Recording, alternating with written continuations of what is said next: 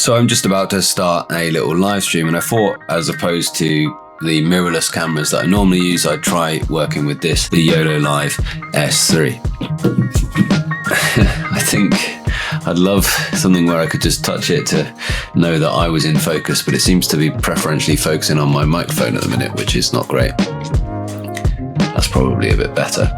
Let's have a look at this. This is the YoloCam S3, AI-powered, of course, 4K live streaming camera. Now, every video that I've seen on this so far has been like, well, you don't even need a DSLR, and I still say that, or mirrorless style camera, that this can now replace your high quality camera. And I'm skeptical, because they say that and then they show the footage side by side of this and their high quality camera, and always the high quality camera looks that bit better. But the real reason to buy these is not to replace your high quality mirrorless camera, but it is if you are using your laptop webcam, then this is going to be much higher quality than that. And the reason for that is not the 4K Ultra HD branding, although that's nice to see.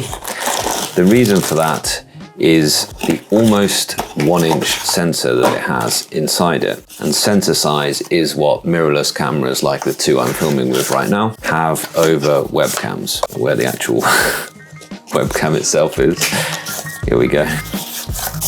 A 1-inch sensor is the same size sensor as you may be familiar with in something like a Sony RX100. Most sort of pocket, point and click digital cameras are going to be 1-inch sensors if they were bought in the last sort of 10 years or so. So that is going to be a definite upgrade from your laptop webcam, but is it going to be anywhere near as good as these guys? You also get a C to A cable and an A to C adapter. So this should work with just about any situation, even if you've got quite an old computer with only USB-A cables available. That's good news. And for me, it would be really brilliant to be able to replace using these webcams with something that plugged directly into the USB port of my computer. Because when I use these guys for live streaming, I am going into my computer via a HDMI capture card. And of course, I then have the issue of powering these two cameras. I run them on battery power, and the battery can sometimes run out towards the end of a live stream, or even this one actually sometimes overheats during a live stream as well, which is frustrating to say the least. But I do like the quality that I get out of them. This feels like a really high quality package here. It's got magnetic attachment to this thing, which can either sit, I guess, on the top of your screen, and it'll be easy just to change the orientation of that to landscape or portrait, depending on how you want to live stream. Just make sure you don't get it the wrong way up. It's very strongly attached magnetically. And then this also has a tripod thread there.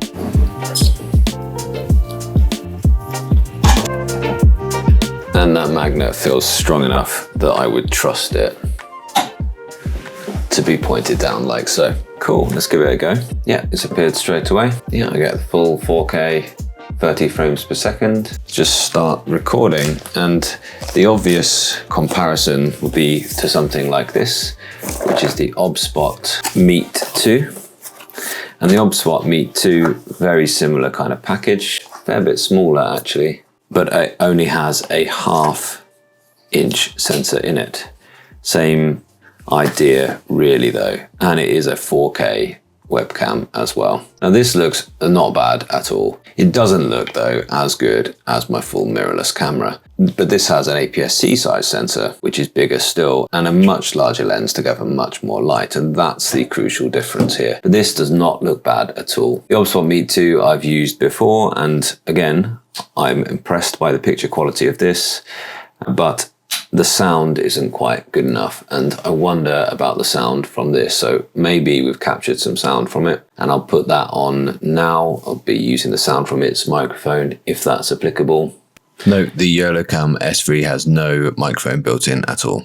But I would still recommend that you do some kind of external audio, get yourself some kind of podcast mic if you want to get that really clear and deep sound. And the other issue live streaming with cameras like this is that when you've got audio coming from a different source, you can sometimes have issues that are not quite synced up properly. So your lips kind of moving before or after the sound, which is not a great look. One other feature is that this has phase detect autofocus, which is not a common feature at all on a webcam. Most webcams will have contrast detect autofocus, which can give you that kind of annoying thing where it's hunting in and out of focus. It's kind of moving in and out of focus. And so phase detect autofocus should be considerably more sticky and quick to focus, and it is the case.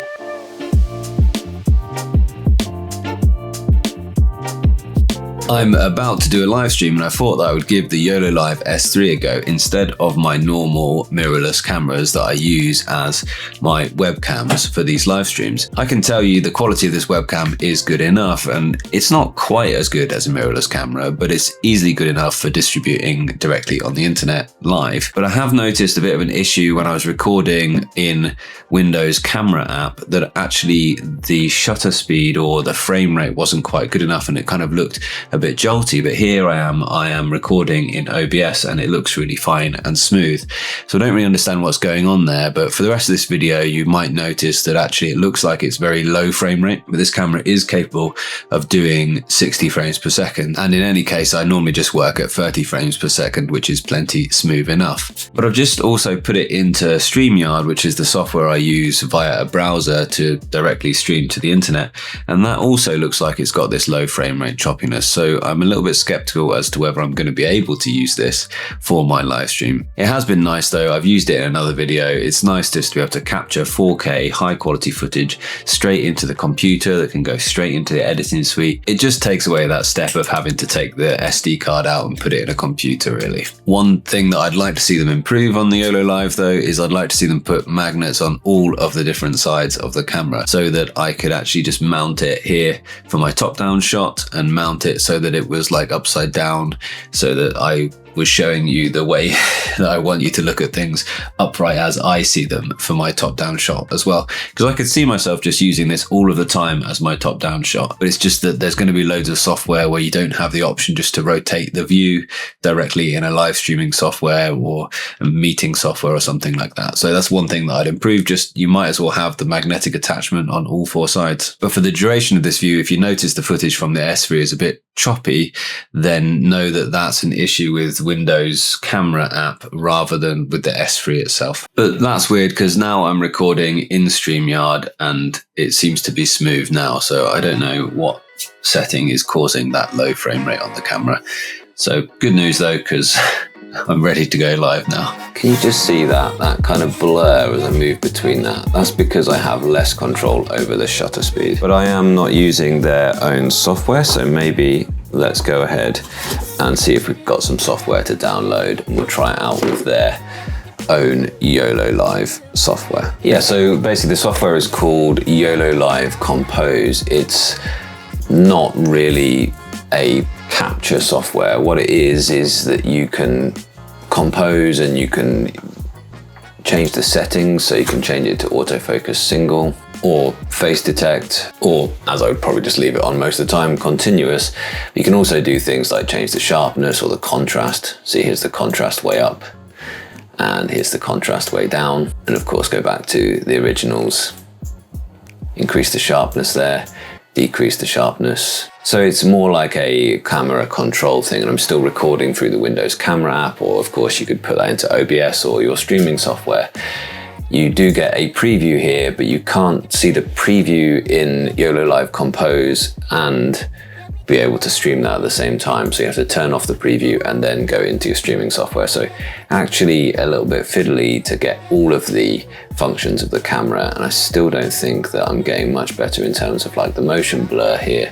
So I don't actually have a kind of shutter speed control here. I do have an anti-flicker that I can control, and I've got white balance that I can do here as well, should I wish to.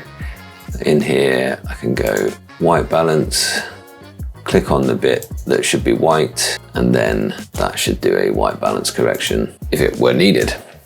That way of working does actually make sense though, because most of the time with a USB webcam, you're going to want to put that into some kind of live streaming software or a meeting link through your browser. And so you can control the settings on the camera with one bit of software and just see that preview wherever it's going to appear. You can live correct the thing without having to make corrections and then close the thing and stream by virtual camera or something to your third-party streaming software. So I actually think that works quite well. Let me know what you think. Let's very quickly make that comparison with the OBSBOT Meet 2, because I think that's highly relevant. So here's the Meet 2, and I feel like you can definitely see a lot more noise in this image. The autofocus is a bit less assured. You can just see it pulse to sort of check itself there.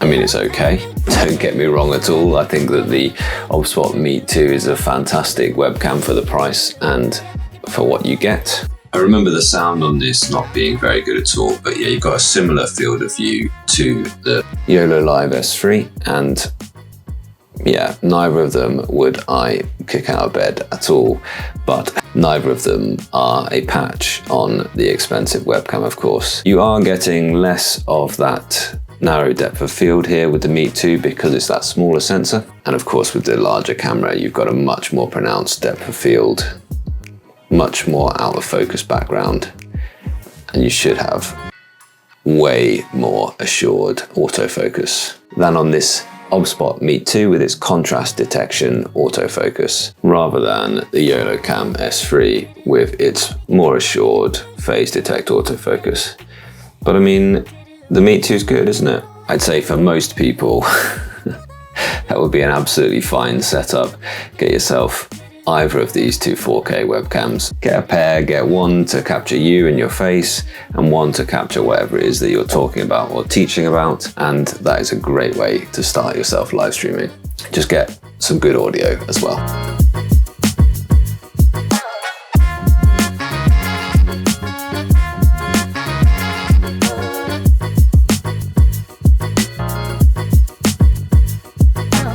And the last thing to say about the OBSBOT Meet 2 before we move on is this is, I think, $109. So it's considerably cheaper than the YoloCam S3. So lastly, what about actually compared to the camera you've been looking at me on? I mean, to match up the same, yeah, it's about a 24, yeah, pretty much the same sort of field of view at the same distance as my 24mm lens that I've got right now. Looks to me a little bit over sharpened, but I think you'll probably agree not quite as good looking as the £5,000 worth of lens and camera that I usually use for that view. But for me, for showing off like I do from a top-down image, you could certainly do a lot worse than this, couldn't you? I think I'll go ahead and do some mobile live streaming. That is what YoloLiv are really all about. They make products that I'd love to have a look at, which the YOLO boxes. And the YOLO box can actually live stream from wherever you are in the world, either by connecting into a computer as your sort of capture device,